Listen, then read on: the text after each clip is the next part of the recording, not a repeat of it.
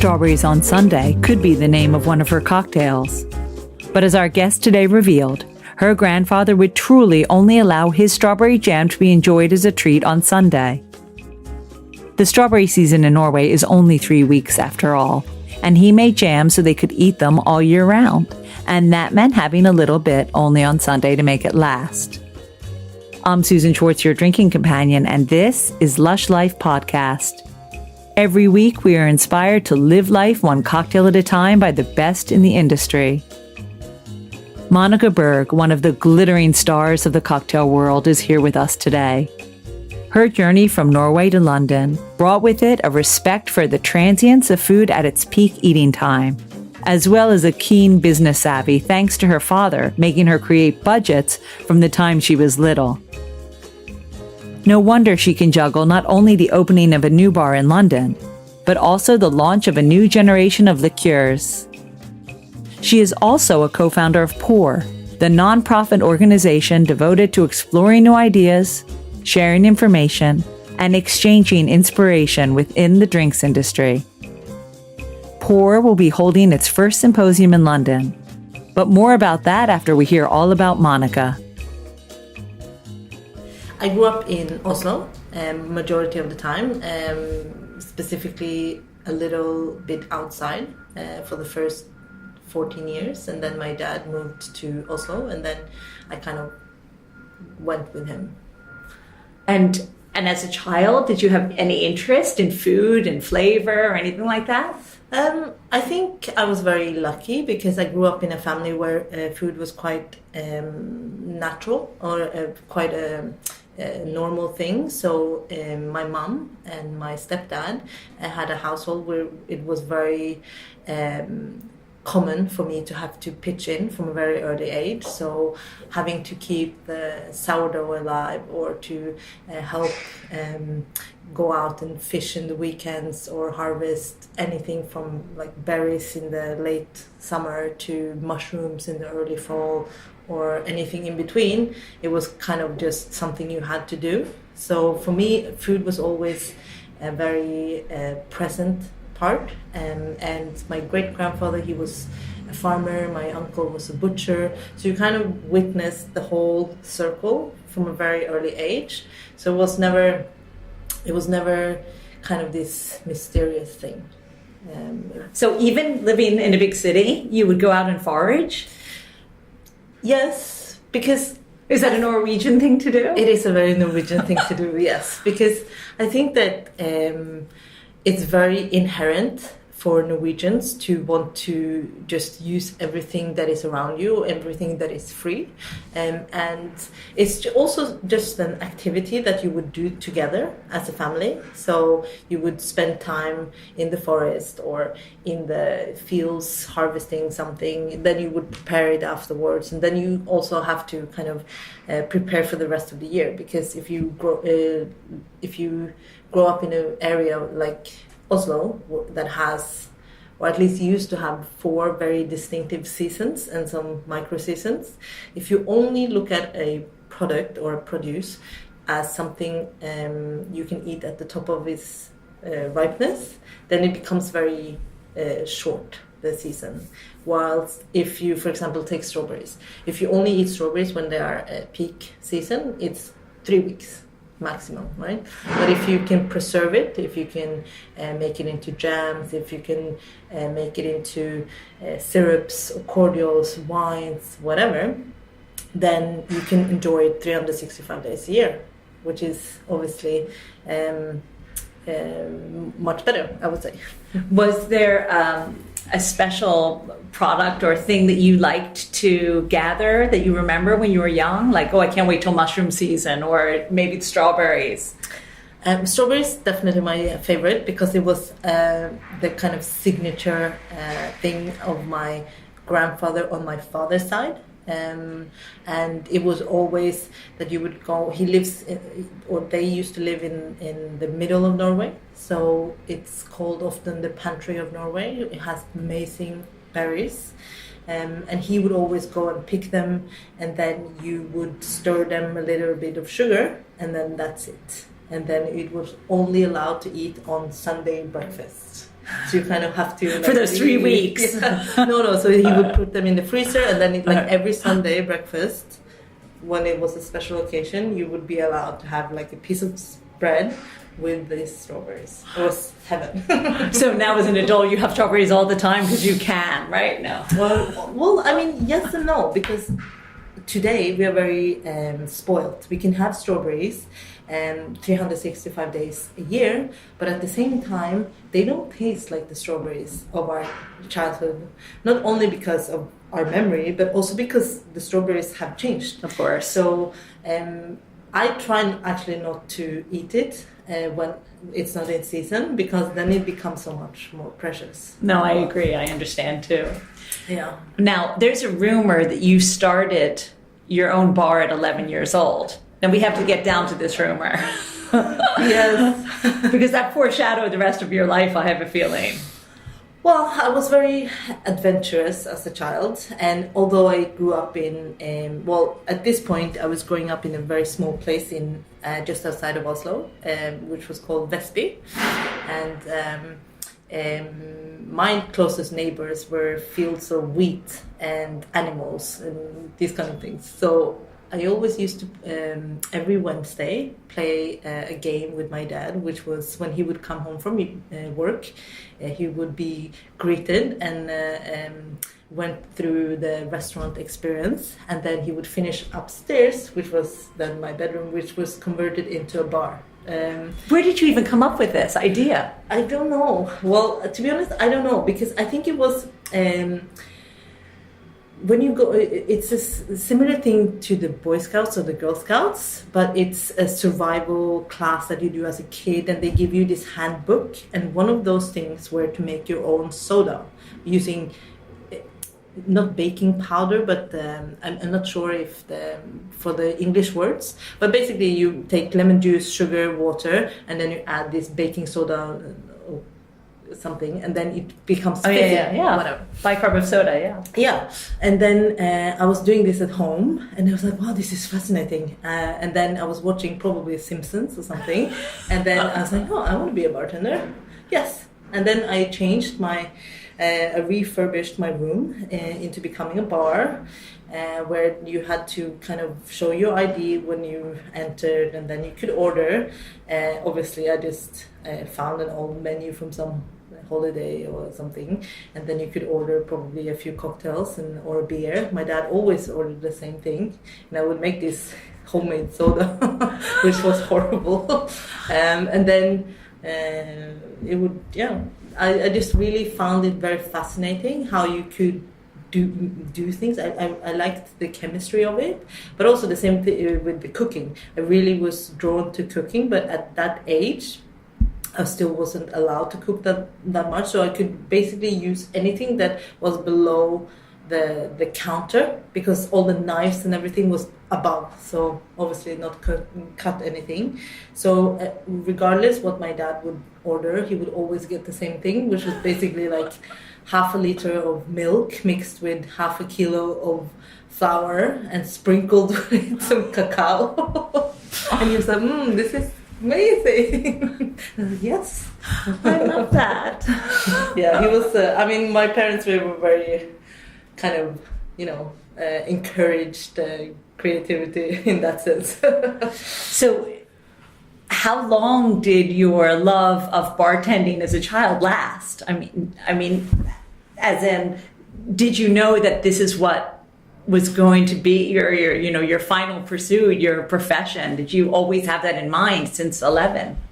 I think I definitely wanted, from a very early age, probably at that stage, to work with food or work with flavor or work with, I think the bartending part, they came slightly later. Originally I wanted to become a chef, but my parents, they didn't necessarily want me to become a chef.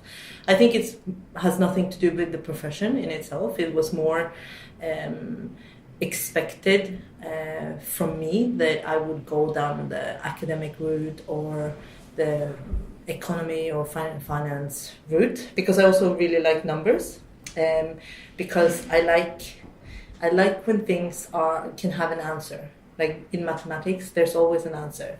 You know, maybe you can't find the answer, but it doesn't mean that it doesn't exist, you know. Whereas I was also very drawn towards law. But ultimately, I also kind of like people. So I think that was the last thing that made me shift. Mm-hmm. So when you went, you went to university? What did you study? I was. I'm not completely sure what it would be called in UK, the equivalent. But I went to business school or business university. I studied finance and economics, but also journalism as a kind of side thing. And then I never graduated though, because as much as I like going to school, I've always been the one of those. I always used to love going to school, not only because I enjoy meeting people there, but I also enjoy learning new things. And when I went to school, my parents said that as long as I go to school, I can also work in bars in the weekends, because it doesn't conflict with the hours. It's a very dynamic way of working. You'll be able to subsidize your studies and such and such. And then it just, the scale kind of, we're tipping from more school, less bartending, to less school, more bartending. And then eventually I just made the decision. Well, why bartending then if you wanted to be a chef? Originally, because in Norway you have to choose, if you want to become a chef in Norway, you have to choose that route, educational route, when you are 16. Yes. So for me, I did a much more like general route of education towards like mathematics, economy, and these kind of academic subjects, I would say.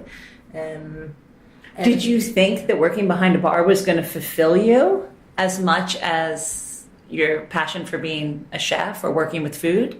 Yeah, I think that once I kind of saw both sides, because I did a few jobs extra weekend jobs or something, where it was not as a chef obviously, but as a cook maybe, and then I just saw that maybe I love cooking, but maybe my cooking is more for myself and my family and less professional. And I think that working with flavors is very similar in bartending, but everything else is quite different, because as a bartender you also have to have the social aspect of it. You have your kind of there facing the guests, and I really like that. Yeah. So and that was kind of the way. And also back then was very easy for me to work Friday, Saturday in the bars. And I didn't start in cocktails, because this was so many years ago, before bartending was how it is now. But I used to work in nightclubs, which is back then you could walk away with like ridiculous money in tips alone, you know. So for me as a student, it was amazing, because you tax tips very differently than your income. So it was just great. But did that kind of bartending make you want to leave school, or did something happen, or you worked in a special bar where you said, oh, this could be a profession? To be honest, I was just very, very bored at school. And as much, I just was sitting, and not sitting, I was just thinking to myself that if I'm this bored at the age of 20, how's my life going to look if I continue down this route? Of course. The most fun for me was doing these kind of algorithms that calculate GP, and I was like, you know what, I can do this in the bar as well, you know. And I have always been drawn to business. I like business. I like understanding business, but in a perhaps more hands-on way. So I mean, my father worked in finance and worked in accounting as well, worked in a little bit in marketing, did very much of this business side, and he always used to teach me things that would be useful for later in life. Like he started making me do budgets at 14. You know? So, but it's now I'm very grateful, you know. It's fantastic. Because it's definitely a skill that is useful. And so when I was 19, I set up my first company. And so I was doing events, was doing tastings a little bit, not like today, but and it was just very useful to go through that process. And then when I started bartending 100%, when I left school, I did that for a couple of years, but I also started doing some classes for a bartending school, which was also very interesting because obviously it teaches you how to not just explain something to someone very on the surface, but it forces you to really understand something so that you can teach someone that doesn't really know anything about that subject. So I was mainly doing about beer. So I used to work for a brewery for, I think it was like 5 years, not in the brewing capacity, but more in the educational part. So I was invited from this bartending school to do the beer classes, and then things progressed. Again, I'm very kind of happy in a school situation, so eventually they invited me to become a full-time teacher as well there, and then eventually they offered me to buy the school, which I did when I was you must have been their best teacher ever. No, I mean, it's different. It definitely, I really enjoyed it, I must say. Because and you were teaching beer making and just everything to do with beer. Actually, it was when I worked at the bartending school. Eventually, I was teaching everything, like a very introductional 4-week course for bartending, which includes everything from the different spirits categories, the most common cocktails, how to make them, spirits tastings, but also the legislation surrounding how to work in a bar or how to open your bar, even beer, wine, even some flaring, although I did not teach the flaring class, I must say. But it was a big step for me, I think, when I was so young. Yeah, 23. Because I was like, still, 70% of the people attending the classes, they were older than me when I started. So I was like, oh, how am I gonna pull this one off? And I was very unsure in the beginning how this was going to turn out. And I talked to my then boss and I said, like, I don't know if I can pull this off. And he's like, of course you can. You just have to focus more of your time on being able to answer the questions. So that was really for when I started until I eventually bought the school when I was 23. I just spent all my spare time, all my free time in reading books, and kind of my goal was always to not know everything about some things, but know a little bit about everything, and always have an answer. So whatever someone would ask you, you would either be able to answer it, or you would say, I'm really sorry, I don't know the answer to this, but I will find out. Mm-hmm. And so in this kind of way, you at least try, right? Mm-hmm. So, so that was a very interesting time for me, because obviously I was very young. When you work in a teaching capacity, you have to kind of think about other people rather than yourself. And also I learned the value of, or not the value, but I understand the kind of the education you get when you work for yourself. When you're the last person in line, there's no one to as we say, where the buck stops. The buck stops here. Exactly. When you have no one to turn to and ask for advice, then it's you really have to just learn how to make decisions, which has always been my problem, because on some areas I'm very indecisive. Like, what am I going to eat for breakfast? I have no idea. I was like, because I want everything, but then on other things I can like. There's too much choice. So obviously you saw this is a profession. At 23, I own a business. Yes. Did you ever think of abandoning bartending and just go the educational route? No. Well, I did for a while, because after I took over the school at 23, I spent the next 4.5 years only running a long this time. business. Yes. So until you were about 27, 28. Yes. So I spent until 2009. Yeah, from 2005 to 2009. What drove you back into the bar? I was quite lonely, because even though I used to teach like classes which would vary between like 20 to 30 people, and that was lovely, and I met so many amazing people through that.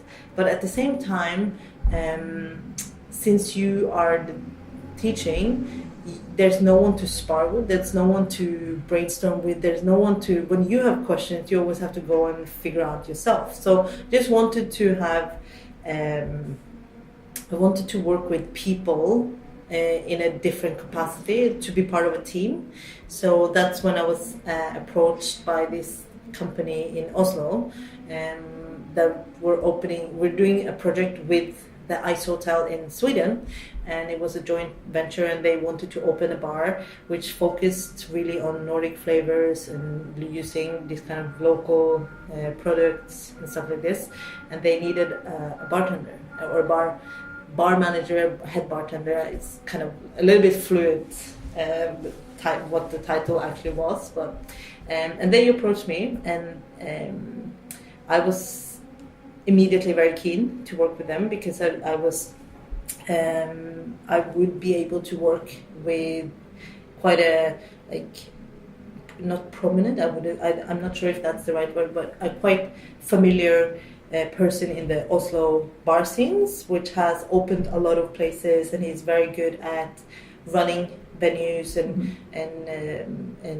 driving it forward, but maybe doesn't have the time to specialize in cocktails. So he's run whiskey bars, beer bars, wine bars, all, and then he just comes at the GM level, and then he invited me to come as a bar manager. So did you have to go every season up to the Ice Hotel?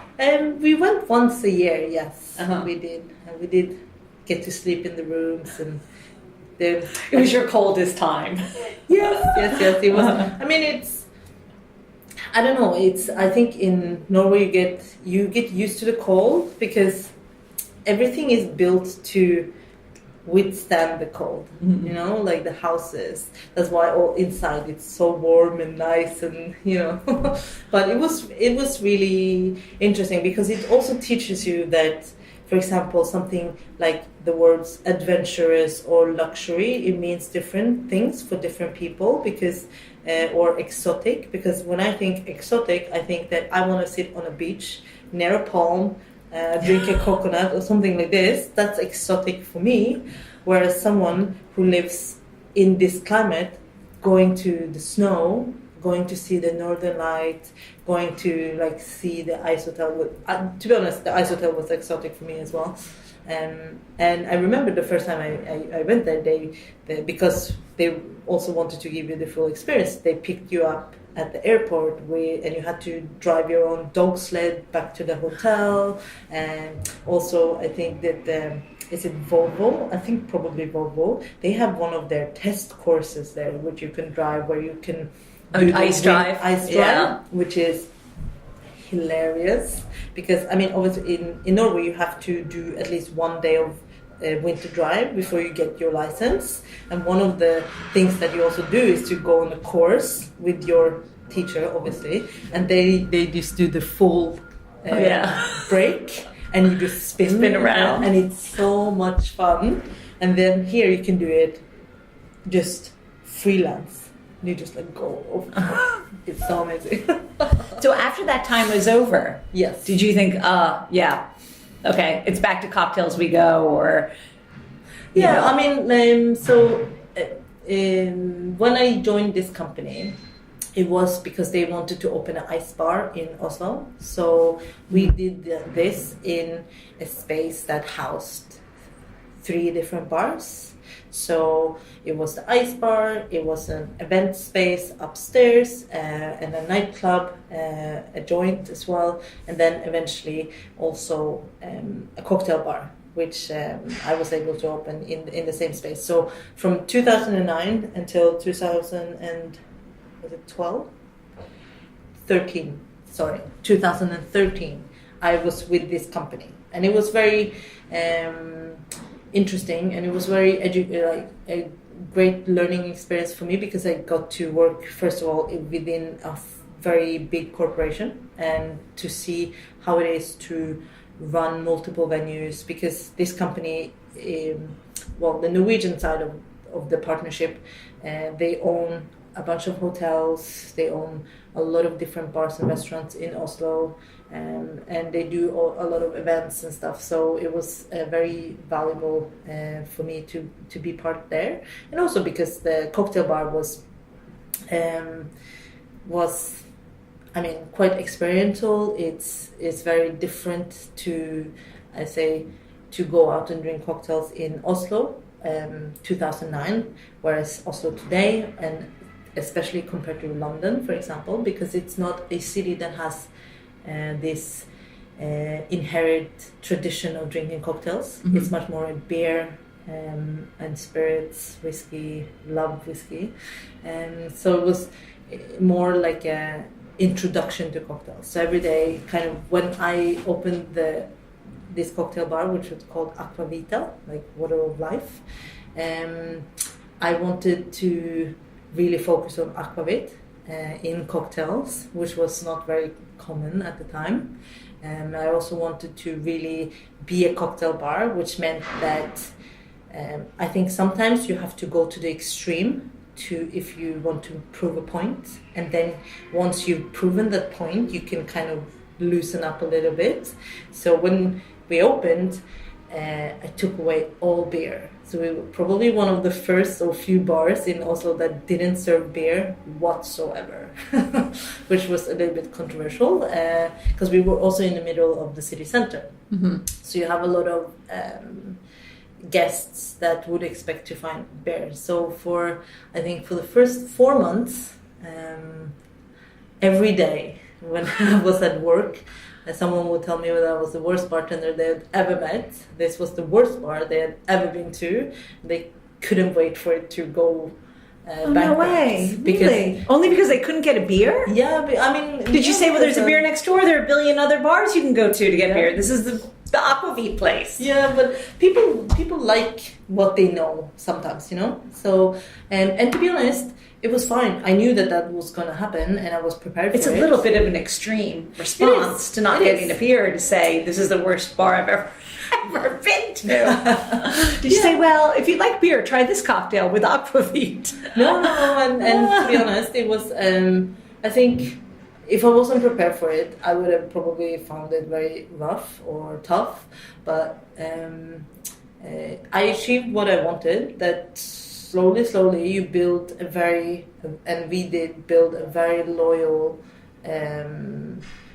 group of guests that would come because they knew it was cocktails and because they wanted to be part of that kind of place. Mm-hmm. And then once we achieved that, then of course we slowly reintroduced beer, because I mean, I have a beer background, I love beer, so I would never want to... How long did it take from the time you started to the first beer coming in?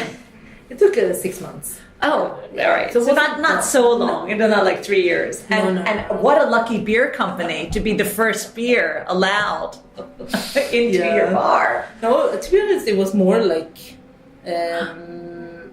Yeah, I mean, when we reintroduced it, we reintroduced it in a way that we had one very generic lager, which is sometimes it's what you want next to your cocktail. You just have it as a thirst quencher. With an aquavit chaser. Exactly, Right. exactly.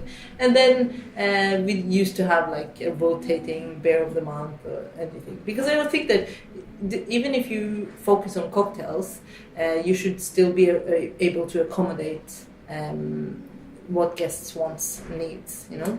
Now, the big question, one of many big questions I'm sure I'm going to ask you. You're doing so well in Oslo.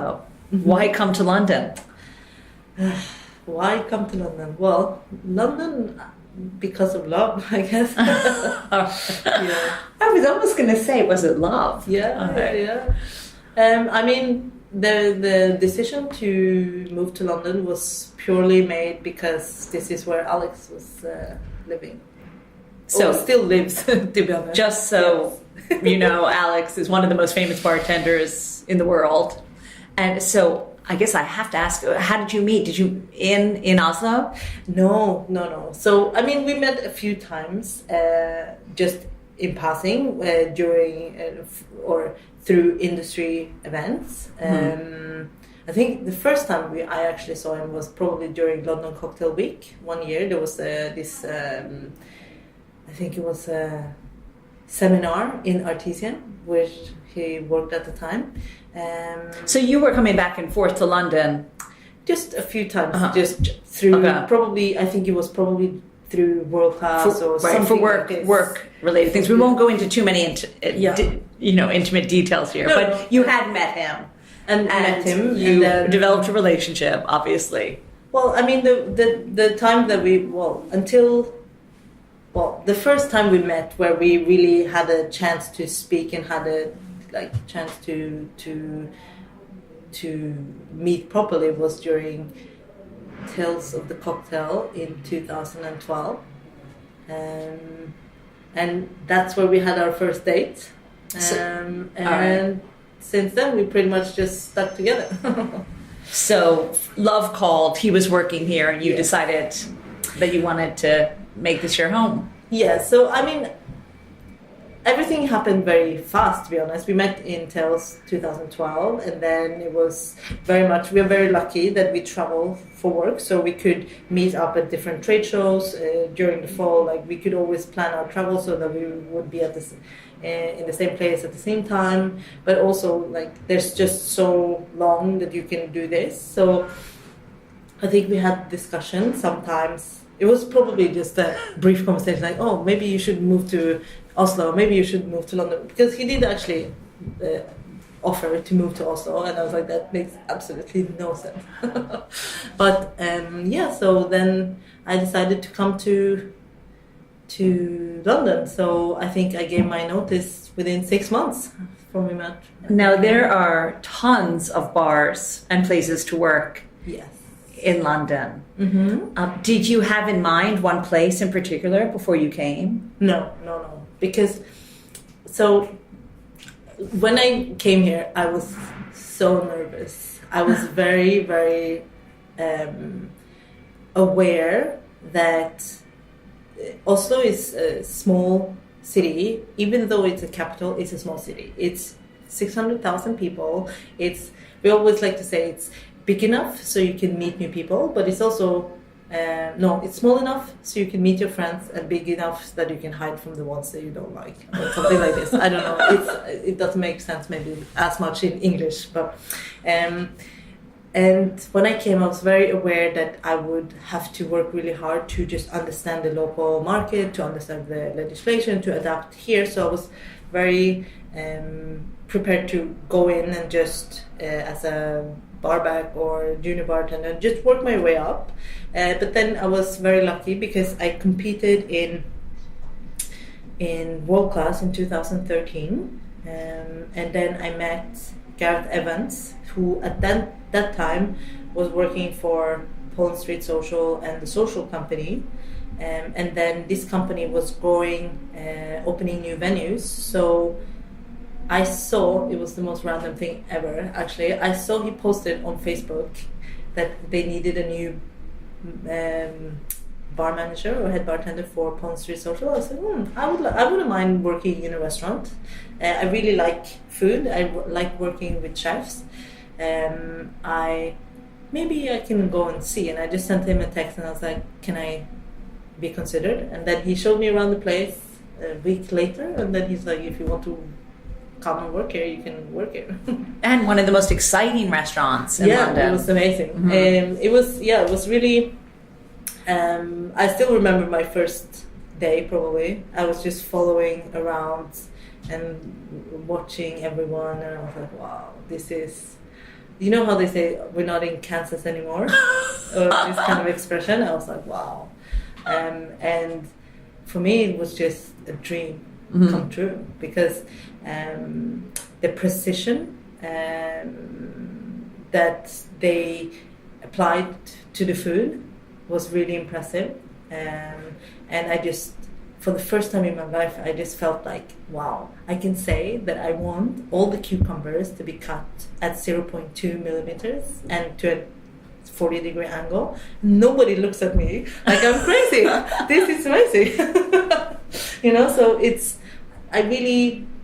I feel that space is very special. It's very special to me, still to this day. And I really enjoyed being part of that team. Yeah,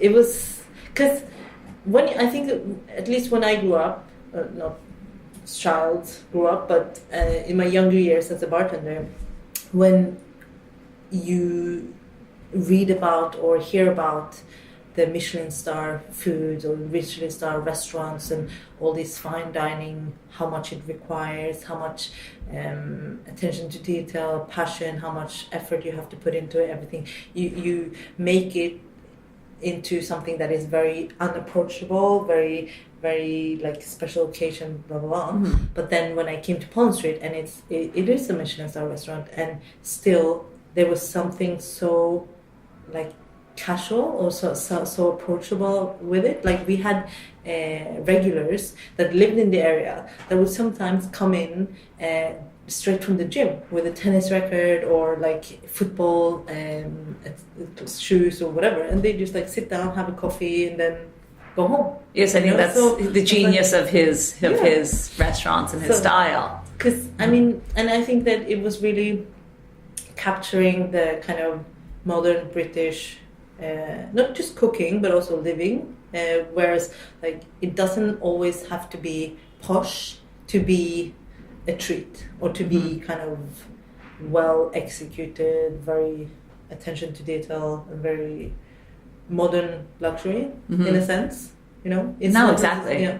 So I was really enjoyed it, and I really enjoyed kind of working with Garrett, who was my bar manager at the time, because also for me it was he allowed me this freedom to do what I wanted to do without having all of these rules imposed kind of thing. Yeah, so I really enjoyed it. Well, now you're going to be free to do whatever you want because you're opening your own bar. I know. And I guess all of the things that you've learned over the years are going to be put into this. Yes. Tayor+Elementary. Talk me through the process of you thinking about and starting this with Alex. Well, I think now, obviously, it's been this 3-4 year project. I left Pond Street in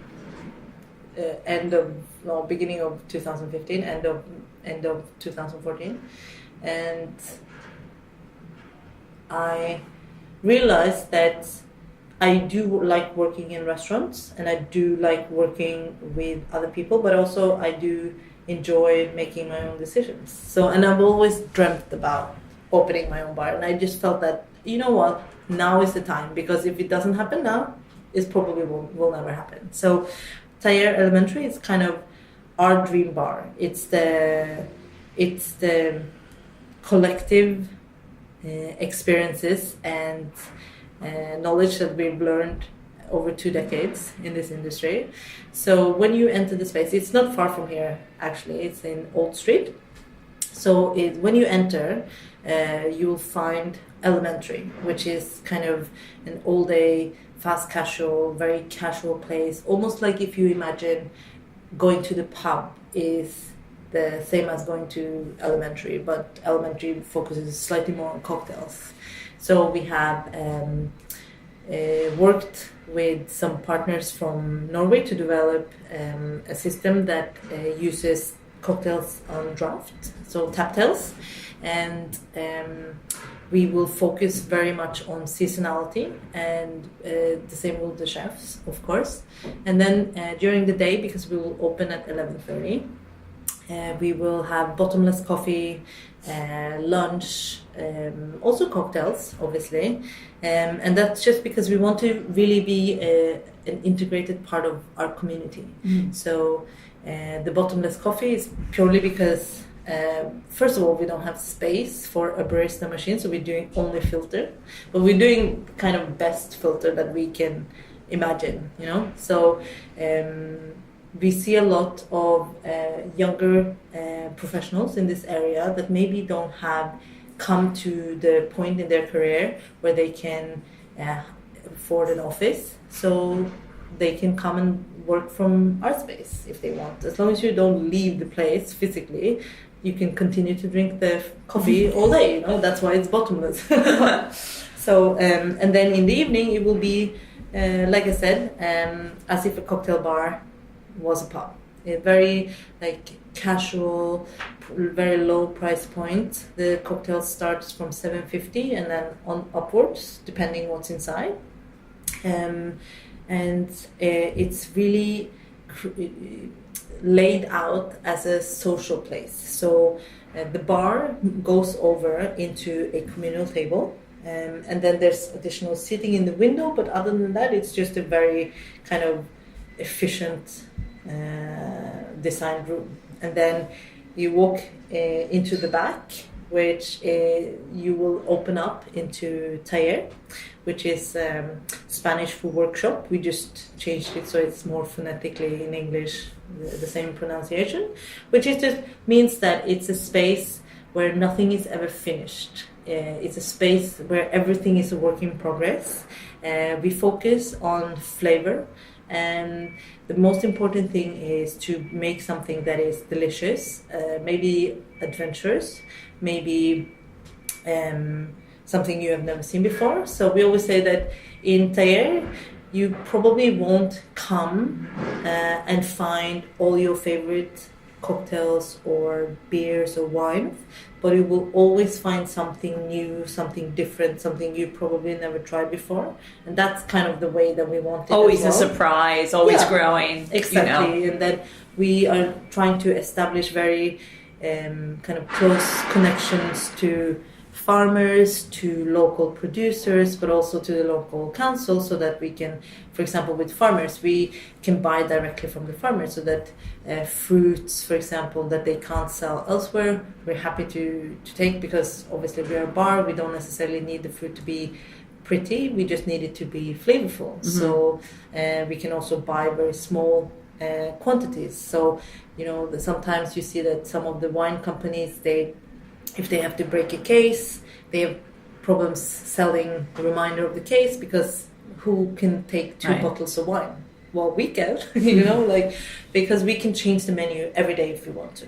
And we just wanted kind of a dream bar or our dream bar, where everything is always challenging, moving, and interesting for us, but also for the guests. Mm-hmm. And then next to the bar we have an open kitchen where we work with Anna and Meng, which is of Tata Eatery, which will be responsible for all the food, and their food is deliciously flavorful. So it's very difficult to pin down into just a few words, but it's basically food that you really want to eat when you're drinking, but also I think we coined the term dirty posh. You know, like it's not posh, but it's not completely street either. Mm-hmm. It's just some kind of thing in between. And then in the back we have this kind of creative space where In the daytime, you can open it up, and then we will have all the like equipment, like a rotovap or centrifuge or these kind of things that we use for the prep. But then when it's not needed, we can just close it off, so it becomes a communal table and space where you can do like tastings or trainings. We have kind of we will move all of our private or personal books into this space, so we'll finally have a house again. No, I'm kidding. We'll make a library for the staff or for the guests, so they can come and just read the books if they want to. And it's kind of, it's a big work in progress, to be honest. So it's very exciting. Well, I know one thing that will always be on the menu, probably, is your new liqueur. Well, which you've just also launched as well. Yes. It's Muyu. Muyu, yes. It's funny how the universe always kind of decides for you when things are supposed to happen. Because Muyu also has been a project that we worked for years with Alex and Simone. We just launched it, I think, less than a month ago almost. So it was really exciting. When the guys left their previous job, we just had a conversation and we said, like, let's do something different. Let's do something that we would never have had the chance or time to do before. Let's go and explore.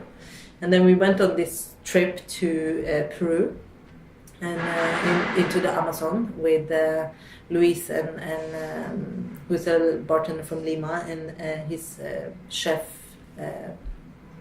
partner, who is Pedro Miguel Stafino, who is really one of the pioneers in using Amazonian ingredients.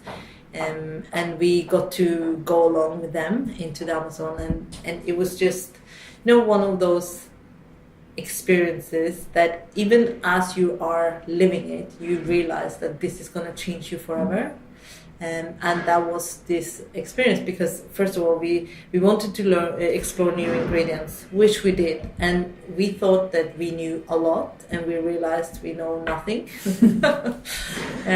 Or that there's so much more to learn. Yes. Right, you do know something. Exactly, there's more to learn. And then we got to live with this ethnic community outside of Iquitos, where you realize that maybe your values are not the right values, or maybe you need to change your priorities and kind of your choices. So we really wanted to do something that could contribute to the preservation of the biodiversity of the Amazon, but also the people that live there, because the people, they were very open and welcoming to us, so we wanted also to support them back.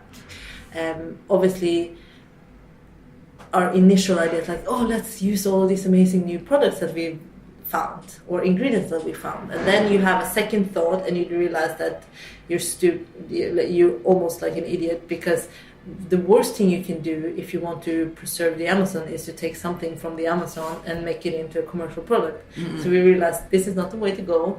Let's have another think, and let's say, okay, so let's look at it from a different perspective and say, you know what, if this trip could show us how little or how much we have to learn on ingredients, let's look at ingredients that are already around us but maybe not utilized yet. And we all kind of have this affinity for perfumes, so it became very natural to go down that route. But we also realized that as bartenders, like, the only thing that we can do that could actually make a difference is to make something that you can drink.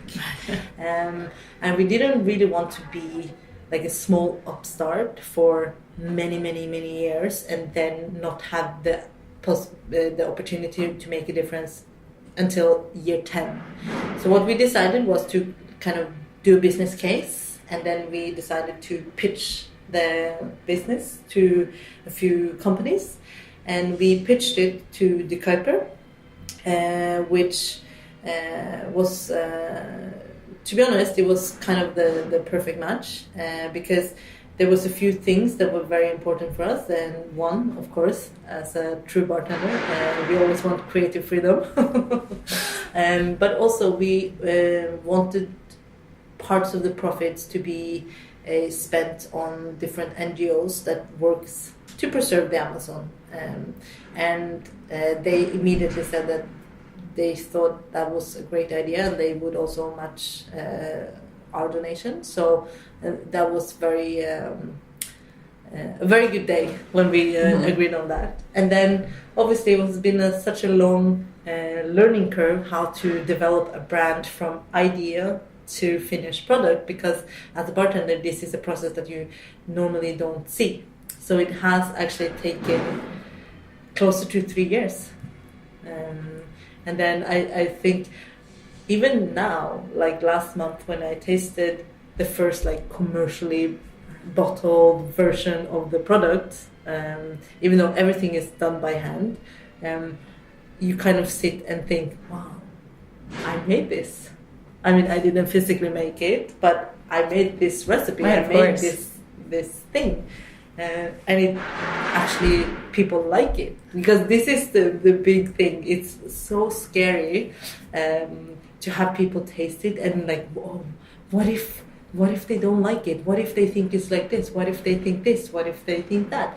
And you have to kind of try to distance yourself and think, okay, so even if they don't like the product, it doesn't mean that they don't like me.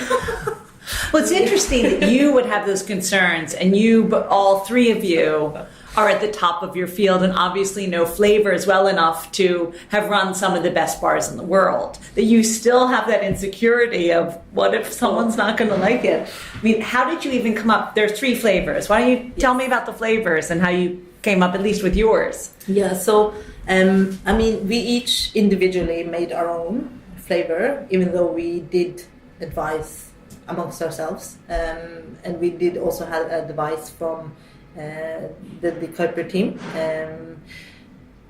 I think the reason why, I can't remember completely, but I think the reason why we made 3 different flavors was because we couldn't agree on one.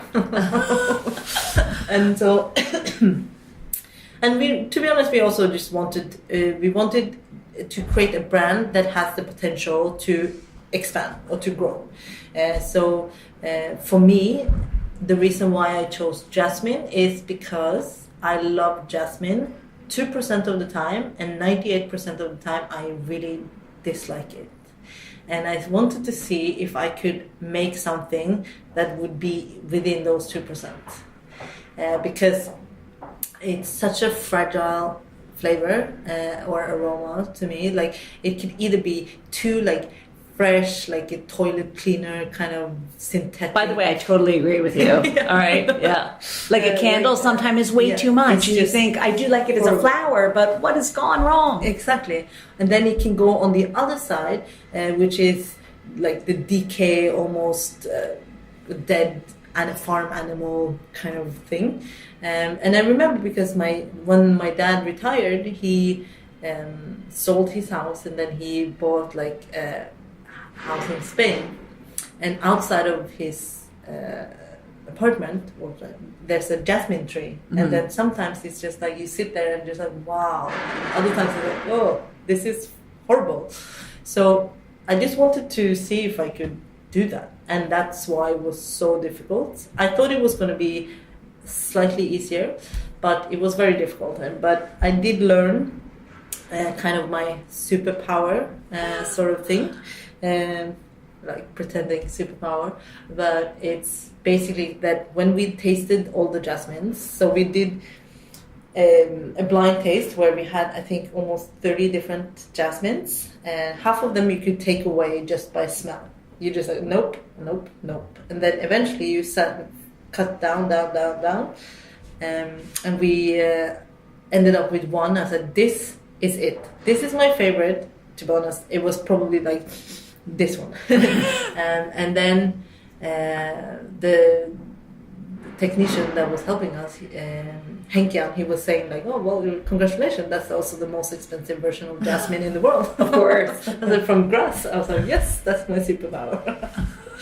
Yeah, no, so it's, but I think it was such a fantastic experience because some of these ingredients that we are using is not necessarily unusual for bartenders to use. Bartenders use jasmine all the time, but most of the time, the jasmine that bartenders can access is through jasmine tea, varying from really bad jasmine tea to perhaps good jasmine tea, but it's still using this kind of third ingredient as a carrier, which is the tea.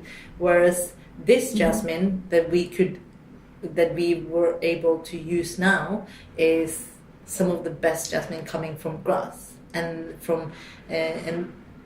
it was just a kind of revelation when we were sitting there tasting everything and smelling everything, that wow, I've always loved jasmine or neroli or petitgrain or even like yuzu or any kind of ingredients, but I've never been able to try it at this level of quality. And you're just like, wow.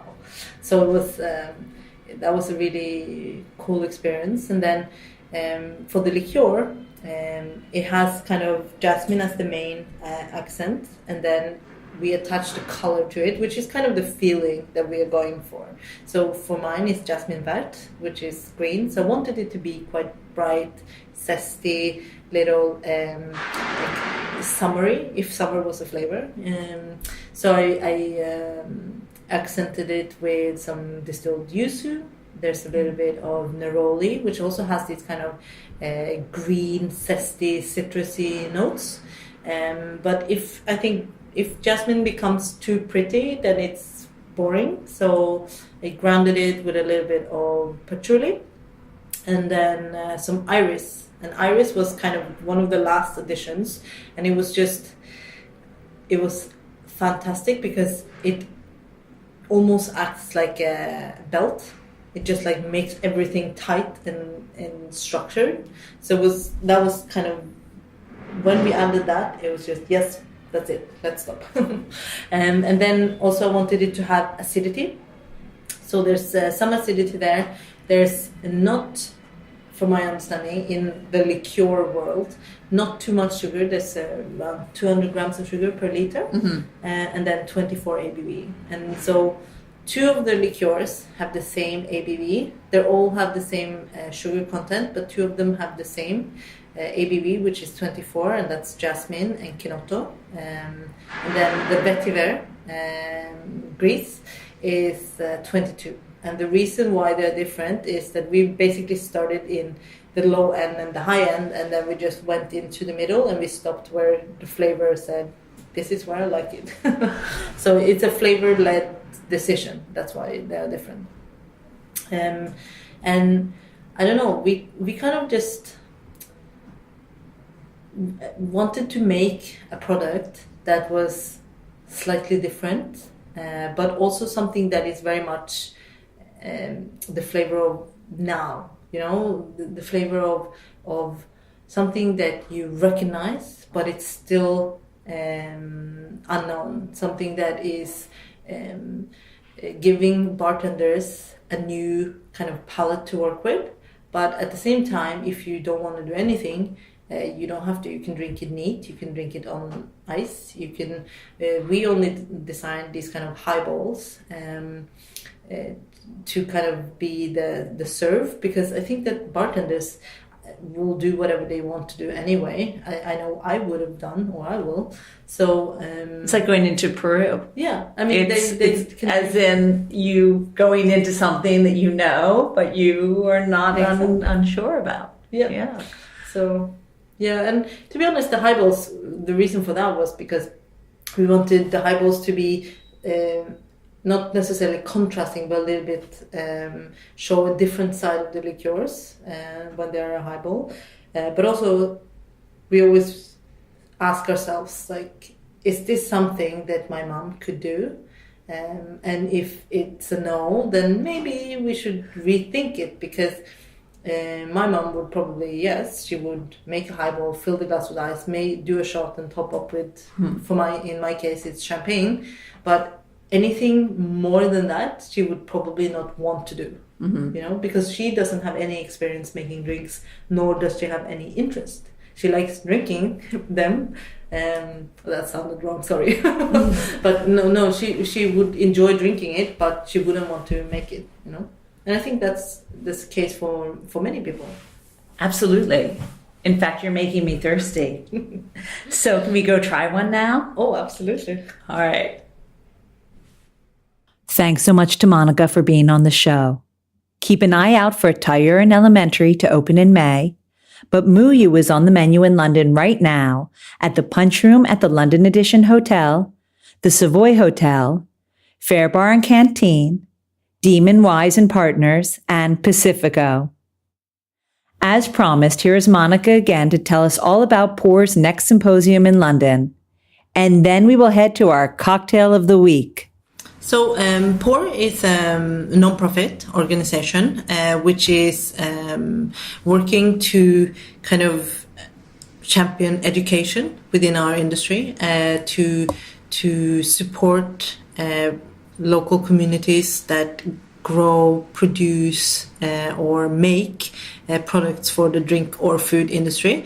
We really want to kind of make education, make knowledge, make ideas something that is accessible for everyone. Because I think that in the drinks industry, often, if you are privileged like myself that live in a big city, in a market that is very how can you say it, dynamic, very happening, very focused on cocktails, it's very easy to get invited to distilleries and learn about how you distill, or get to read these books, or you have access to internet and you can read about it online. But some of our colleagues, they live in other places in the world, but we still want them to be able to access the same information as ourselves. So that's why we created an online platform where we share all the content that we curate or create. And our main activation or event of the year is our Pour Symposium. So for the first 3 years, we have been based in Paris. And then this year will be the first year that we are going to be in London. So we have found a great venue in Village Underground, which is not far from here as well, in Shoreditch. And it will be a day where we have talks that are curated under the theme of understanding. We try to always be listening to what our community says they want, and then combining it with what perhaps we feel could be useful. And then, so this year we have everything from Jeffrey Morgenthaler coming to talk about bartending, because he's a very skilled bartender. He's run multiple operations. He also has a long experience in everything from cocktails to hosting to running service. We have Isabella della Ragione. Pardon my Italian, sorry. But she's agronomist from Italy. So her work is very much about preserving heritage fruit and vegetable species, because if they disappear, so does flavor. We have Lisa Aben, who's a very skilled and accomplished journalist. We have Bryony Matthews, who's a neuroscientist and a diplomat, talking about empathy and how you can use that in negotiating, whether it's the kind of negotiating she does or the kind of negotiating we do. So it's really about, our goal is always to kind of create a symposium that is deserving of our peers, basically. And then we also do projects to kind of support communities around the world. Our first project was in the Amazon, in Peru as well, where we supported this production of a sauce called ají negro, and it was a collaboration project with 4 different communities, No, actually, that's wrong. It was originally intended to be 4 different communities. It ended up being 14, I think, and almost 40 women to create this social company where they can actually keep all of the profits of their labor. And yeah, I think it's just it's for the industry, by the industry, and hopefully, despite being kind of in Paris and then now London, we hope that it will be a global thing eventually, and travel around to everyone. Our cocktail of the week is, of course, a simple Muyu highball. All you need are 50 ml of Muyu Jasmine Vert and 100 ml of champagne. Add the Muyu to a champagne glass and then slowly add the champagne. Then swirl it around gently with your champagne stirrer. So easy, all of our mothers could do it. You'll find this recipe and all the cocktails of the week at alushlifemanual.com, where you'll also find all the ingredients in our shop.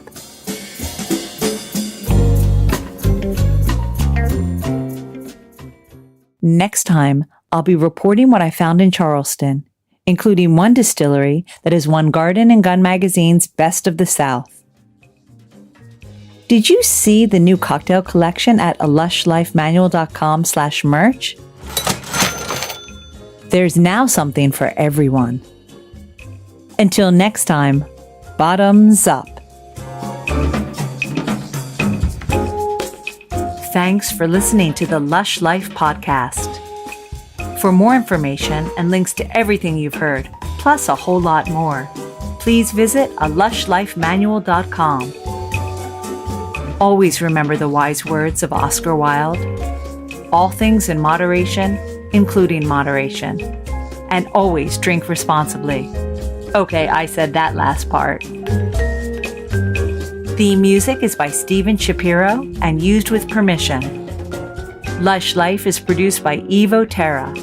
And I'm your drinking partner, Susan Schwartz. I'll see you at the bar.